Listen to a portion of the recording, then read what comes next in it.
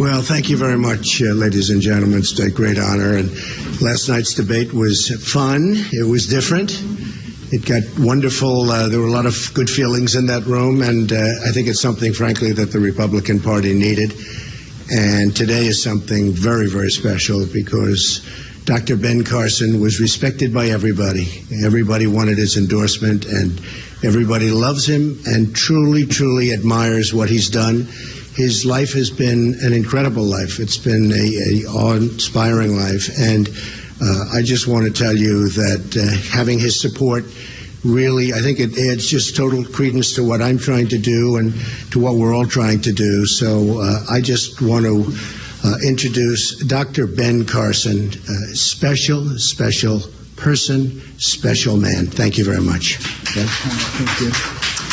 Well, thank you, Donald. And, you know, this whole process, getting involved in the political process was something that I never particularly intended to do. But, you know, I listened to the people, and it was really all about the people, and it continues to be all about the people. You know, it's not about the Republican Party or the Democratic Party. It's about the people of America. And what I have been seeing recently is political operatives and parties once again trying to assert themselves and trying to thwart the will of the people. I find that that is an extraordinarily dangerous place to be right now. And, you know, I want the voice of the people to be heard. I want the political process to play out in the way that it should play out. And, you know, I think the Republican Party particularly would be very wise not to adopt let's stop this guy and let's promote this guy policy, but rather start thinking about what are the things that are going to be helpful for America. Right now, you know, we're in a process of going off the deep end. We're going off the cliff. We're fiscally irresponsible. We're hating each other. We're destroying ourselves. A house divided against itself cannot stand. We're failing to take a leadership position on the world stage. Now, some people said, well, why would you get behind a man like Donald Trump? I'll tell you why. First of all, I've come to know Donald Trump over the last few years. He is actually a very intelligent man who cares deeply about America. There are two different Donald Trumps.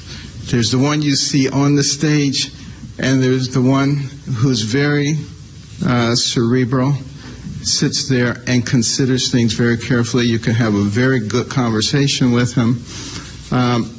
And that's the Donald Trump that you're going to start seeing more and more of right now. And some people said, but, well, you know, he said terrible things about you. How can you support him? Well, first of all, we buried the hatchet. That was political stuff. And, you know, that happens in American politics. The politics of personal destruction, all that, is not something that I particularly believe in or anything that I get involved in. But I do recognize that it is a part of the process. We move on because it's not about me. It's not about Mr. Trump. It's about America. And this is what we have to be thinking about. I have found in talking with him that, you know, there's a lot more alignment philosophically and spiritually than I ever thought that there was. And he will speak to that. But, you know, that actually surprised me more than anything, because I do recognize how a person's image can be greatly distorted, having been the victim of that. I probably understand it better than anybody. And I think as the American people who we are focusing on, as they begin to see the real individual there and those who are helping that individual, I think we're going to be comforted as a nation. You know, we have to start working together. We cannot allow the agents of division to continue to separate us. As a nation, our strength is our unity. And we just have to sort of ignore those people who are always trying to stir up strife, And I'm appealing to some degree to the media as well. You know, you're part of America too, and should be interested in strengthening our nation, not in creating divisions, not in creating conflicts all the time. If we start having that American attitude, that American spirit that made us great, that took us to the pinnacle in no time at all, believe me, everybody will benefit from that. We're also talking about how can we make America a place that's successful for everybody. You know, we have 330 million people. We're going to be competing with China with 1.4 billion, India 1.1 billion. We have to develop all of our people.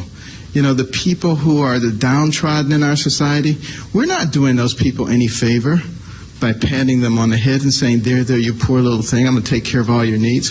What we need to be doing instead is concentrating on mechanisms to allow those people to climb out of a state of dependency and become part of the strength and fabric of this nation.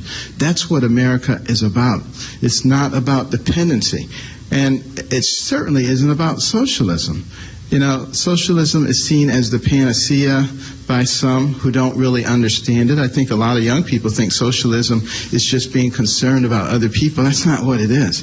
You know, it's cradle to grave government, and you let them take care of you, but you give them all of your money, you give them control of your life. They all end up looking the same way. A small group of elites at the top controlling everything, a rapidly diminishing middle class, and a vastly expanded dependent class. That is not what made America great. Donald Trump talks a lot about making America great, but it's not just talk, he means it. I'm going to be helping him. Others are going to be helping him.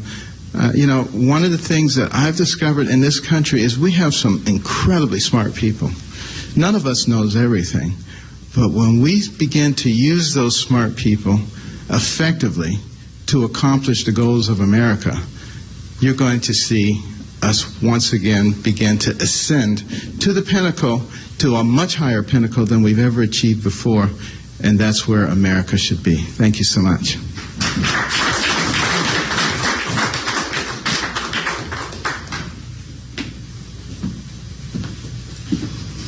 Thank you very much, Ben. And Ben and I were talking lengthily yesterday, and it was an amazing conversation. One of the things that I realized is his great love is education. And he was telling me things about education, and it was so right on, and it was so good, and it's such an important element for our country. And I said, Ben, congratulations. You just have to get involved with us with education, because our educational system in the United States, as you've heard from my speeches, we're ranked at the bottom of the pack worldwide, and yet we spend the most money per pupil, by far the most money. It's not even close. Second doesn't even exist. So Ben is going to get very much involved in that, and he's going to get very much involved in health care, where he's an expert. And even during the debates, I'd always know Ben, when it came to health care and talking about health, Ben was in really a class by himself. So it's such an honor to have Ben. He's a friend. He's become a friend, and I really appreciate the endorsement, Ben. Thank you. Thank you. Any questions, folks?